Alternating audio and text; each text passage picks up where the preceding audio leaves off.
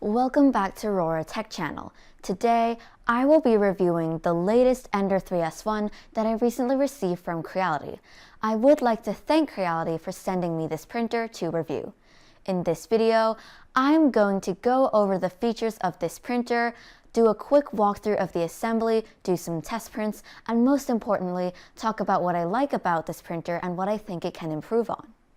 I first started 3D printing with an Ender-3, and I have an Ender-3 Pro that I spent around $300 upgrading. Before we look into the Ender-3 S1, let's see how this $300 was spent on the Ender-3 Pro. The most expensive major upgrade of this Ender-3 Pro is the My3D OMG Dual Gear Direct Extruder. This set also came with an Aspina lightweight stepper motor, which makes the whole hot end assembly just around 200 grams, which works really well. This upgrade cost $85. The second upgrade is a dual Z axis. I made some DIY parts for this upgrade, but if you buy a complete kit, it would cost around $50. The third upgrade is the auto bed leveling. This CR touch sensor cost around $40. The fourth upgrade is the Big Tree Tech 32-bit board with silent stepper drivers, which cost $50. The fifth upgrade is a spring steel print surface. This OSEQ print surface from the Czech Republic cost around $35. The sixth upgrade is the X and Y axis belt tensioners. A set of these cost around $25.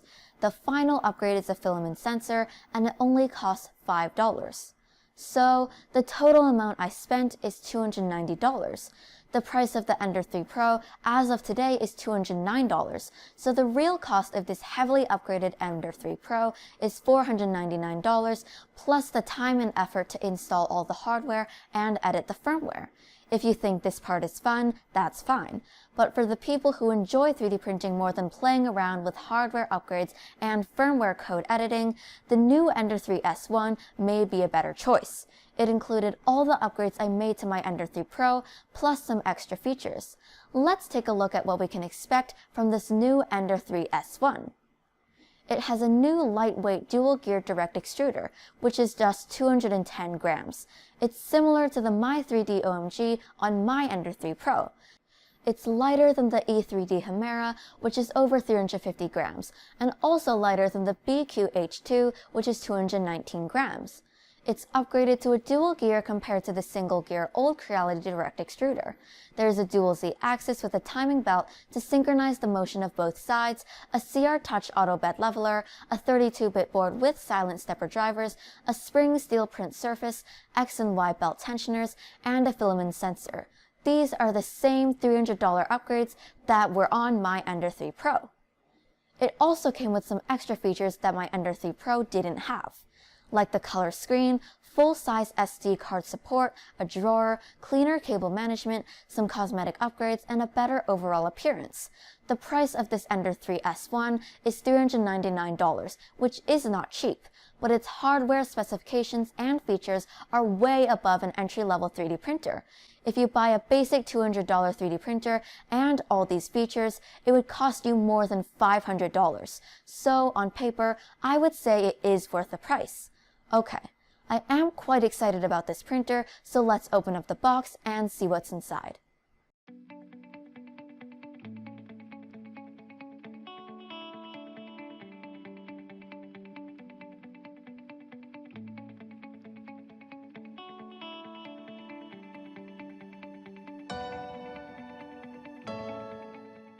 We have the base, the gantry, the extruder assembly, the screen and the screen mount, a cable clip, some tools, sample filament, the power cord, and the manual.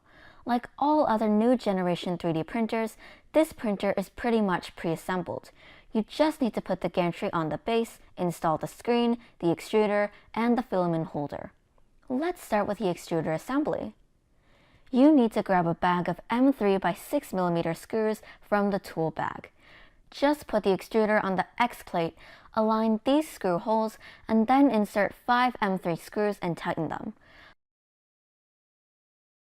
I will flip it over and install the cable clip. This clip is used to clip the ribbon cable, which we will connect with the hot end assembly later. Next, I will put the gantry on the base. It's a little bit tricky to tighten the screws underneath without letting the gantry fall. It would be much easier if you have someone else to hold the gantry for you. Insert 2 long M5 by 45mm screws and finger tighten them first. Now, I can flip it to the side and insert the other 2. Also finger tighten them for now. Use a hex driver to tighten them, but don't tighten them completely. I will move it to the edge of the table and tighten them completely in the next step. Do the same to the 2 screws on the other side. I will then push it to the side of the table. I want to make sure the gantry is perfectly perpendicular to the base, so I will tighten the screws when it stands straight. Do the same to the other side. Next, we will install the screen. We will use 3 M4 by 18mm screws to secure it. I will flip it to the side. Align the mount with these 3 screw holes and insert 3 M4 screws. Tighten it with the hex driver and the screen will just snap on this mount. Finally, connect the ribbon cable. We will connect the other cables starting with the filament sensor. Then, one of the dual Z axes, followed by the other dual Z axis. This cable was taped on the base, so just remove it and the cable length should be just enough to reach the motor. Next, we will connect the extruder. Everything was integrated into this ribbon cable. In the middle of this ribbon cable, we have 2 smaller cables. The wider one is the X-stepper motor, and the narrower one is the X-limit switch. We can now mount the ribbon cable on the cable clip we installed earlier. Move the extruder to the top right, and make sure the length of the cable can reach the farthest point of the gantry. We can now snap the filament holder on top, and then connect the filament sensor cable. Insert the SD card and remove the screen protector. There is a sticker to remind you to check the power supply voltage. It's located at the back of the printer with another sticker covering it. As you can see, the printer is set to 230 volts by default. As I am in the US, I will flip the switch to 115. Finally, I will check the belt and pulley wheels on all the axes to make sure the belt is tight. If not, you can use the belt tensioner to adjust it. For the wheels, make sure there is no single wheel that can spin alone. If so, adjust the eccentric nuts to make them closer to the extrusion slots. Okay, the assembly is done. We can now connect the power cord and turn on the printer. This menu is quite familiar. It's almost like the one on the Ender-3 V2. Let's do auto bed leveling so it will home the printer to test all the axes, limit switches, and run 16-point bed leveling. One thing I noticed from the CR Touch is that it works differently from the older one I added to my Ender-3 Pro. The pin doesn't need to retract all the way when it probes the bed. I'm not sure if this makes the sensor work better, but I will test it out. Okay, since this is the first time we are doing auto bed leveling, we need to adjust the Z offset to save the distance between the nozzle and the pin of the sensor. The value is 3.14. I will select this number and adjust the value. Use the paper test by putting a paper between the nozzle and the bed. Move this number up and down to adjust the distance. Once the paper is slightly scratching the nozzle, we can save this number. Go back to the main menu and the number will be saved automatically. Before we preheat the printer to feed in some filament, I will do auto home as I don't want to heat up the nozzle to 200 degrees when it's touching the bed. Let's feed in some filament. Select Preheat PLA, and once the nozzle reaches 200 degrees, push the lever to release the tension from the gears inside the extruder and feed the filament in. Now we can do some test prints. Since the sample files inside the SD card don't include the printing time, I don't want my first test print to take too long. I will just go to my computer and slice a model, so I can also show you how to set up this printer in Cura. You can use your own slicer or install the Creality slicer that came with this printer, which you can find in the SD card. After the slicer is installed, just click Get Started. Next, select the printer model, Ender-3 S1. Next. If you want to use your own slicer, please copy the start and end G code to your printer profile. I prefer to use my own slicer, so I'll switch back to my own Cura. If you use your own slicer, besides the start and end G code that you need to change, you will also need to change the retraction settings. As this is a direct extruder, it doesn't require that much retraction and the speed can also be slower. According to the manual, Creality suggested the distance to be 0.8 millimeters and 30 millimeters per second for speed. Okay, we can save this profile as Ender-3 S1 PLA. Let's start with a simple calibration cube. I won't change anything and just stick to the default settings. Let's put the SD card back in the printer. The first file is the cube, so let's print it.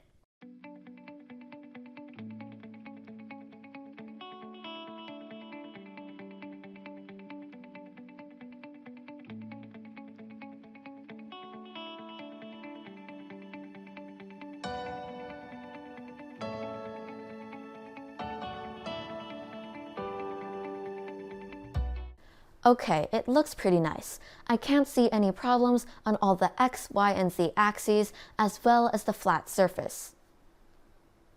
Next, I will print a set of bolts and nuts and see if this printer is accurate enough to make them fit with each other. When I zoom out, you can see this set is tiny. Let's see how it does.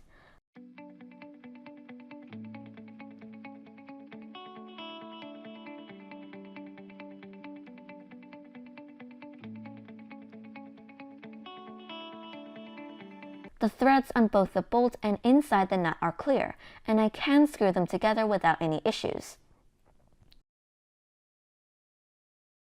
Then, I will print a 3D Benchy and see the overhanging, cooling, and stringing.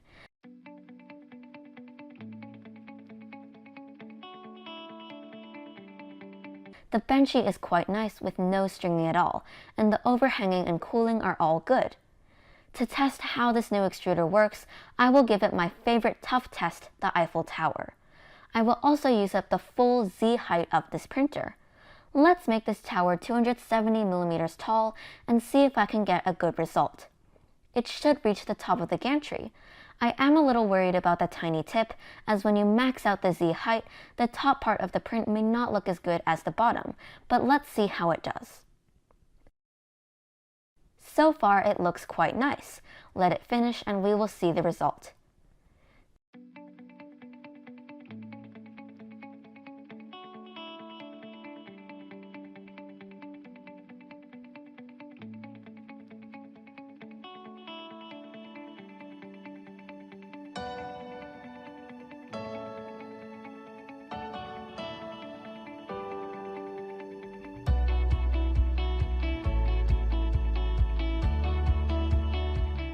This is one of the best Eiffel Tower I've ever printed with a completely out-of-the-box setup. The retraction is really nice with very minimal stringing. The structure is much cleaner compared to all the other towers I printed. Another possible reason for the cleaner look of this print is because I enlarged the tower to 270 millimeters tall. As you can see, the tip of the tower also has no issue even with maximizing the Z height of the print volume. I put the link in the description so you can try it out with your printer and see what kind of results you can get. As this is a direct drive extruder, I will also try to print with some flexible filament. I'm using this Overture high-speed TPU. Let's print an iPhone case and see how it works.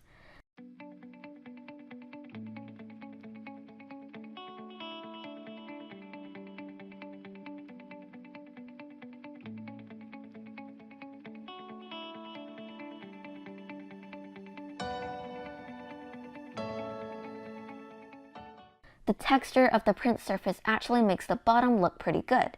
Personally, I'm not a big fan of 3D printed phone cases, but it's at least a flexible phone case which is totally usable. Okay, these are all the models I've printed using this Ender-3 S1 so far. The print quality is outstanding, but no 3D printer is perfect. So I would like to talk about what I could suggest for improvement. 1. I think we don't need these manual leveling springs, and instead use a wider extrusion to form a base to make the bed as level as possible.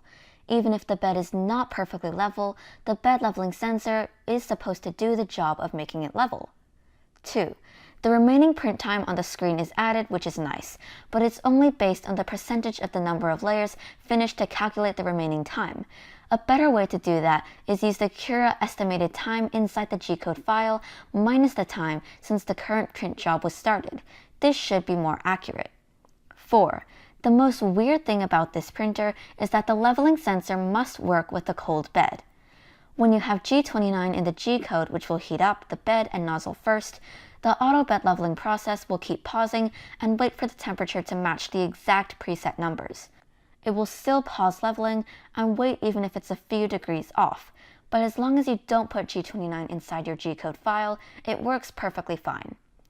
But this brings up another concern. For example, when the printer is idle, I preheat the printer and then select auto bed leveling from the menu. It will automatically cool down the bed and nozzle before auto leveling starts. When leveling is done, the printer automatically moves the Z height of the nozzle to 0 and lets you set the Z offset. That would be fine if you were leveling it for the first time with a brand new printer, but if the printer has been used for a while and you would like to re-level the bed for some reasons, the nozzle tip is going to have some filament residue. As the nozzle is cold, it can't melt the residue and it may affect how you set the correct Z offset, as you can't feel if it's a nozzle or the filament residue that is scratching your test paper. The way to avoid this is to manually heat up the nozzle after bed leveling, and then set the Z offset once the residue has melted and the nozzle is clean, or you can simply adjust the Z offset in real time when you are printing. I really don't understand why the firmware works like this, but this issue can be fixed easily. I hope the next firmware update will address this issue. Besides that, I would also like to suggest 2 low-cost upgrades that I think are quite useful. 1. Add a USB-A port to support USB drives. 2. Add an ESP8266 Wi-Fi module to the motherboard and make a Cura plugin to support Wi-Fi printing. I know that Creality has a Wi-Fi box that's controlled by a phone app, and it can monitor the status of the printer remotely, choose the 3D model from the phone app, and send print jobs from the phone, but it doesn't support Wi-Fi printing using computers. Okay, let's talk about what I like about this printer. It prints really nicely right out of the box, and it's actually not only nice, it's impressive. The best part and the most significant upgrade of this printer is the newly designed dual-gear lightweight direct extruder.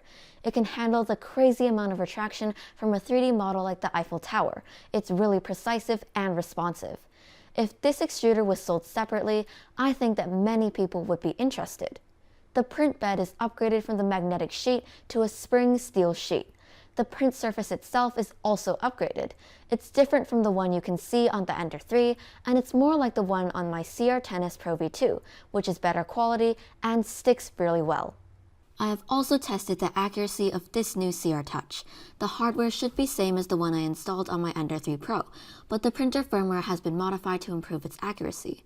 Before, the accuracy of the sensor from my test was around 0.02 millimeters, but now it's around 0.0077 millimeters, which is a huge improvement.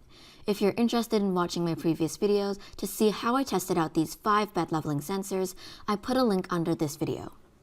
This printer is also beginner friendly. The manual is simple and clear, or you may not even need one to put it together, as the assembly is pretty straightforward. There isn't really much you can go wrong with during this process. The user interface on the color screen is based on the Ender-3 V2, which was already pretty good. There are also many minor improvements like the connector cover, the SD card being moved to the front, higher quality limit switches with the cover, a more durable print bed cable, the part cooling fan blowing air from the front so the part cooling is improved, and the fan is also very quiet as well. I have no plans to do any upgrades on this printer yet. The stock setup is very good. I have many 3D printers, a lot of which are from Creality. I have an Ender-3, an Ender-3 Pro, a CR-6SE, an Ender-5 Pro, 2 CR-10S Pro V2 printers, and my new favorite, the Ender-3 S1. It has the best direct extruder from a stock setup, and the print quality is super impressive right out of the box. The hardware configuration and print quality is difficult to beat. So, if you're considering buying your first 3D printer, or if you just have an Ender-3 or other basic machines and want to purchase a mid-range printer that doesn't really need any upgrades, this is an excellent choice. That's it for this video. If you like this video, please hit the like and subscribe button. My brother and I make a new video every weekend, so check out my channel on Mondays and you'll see something new. See you next week.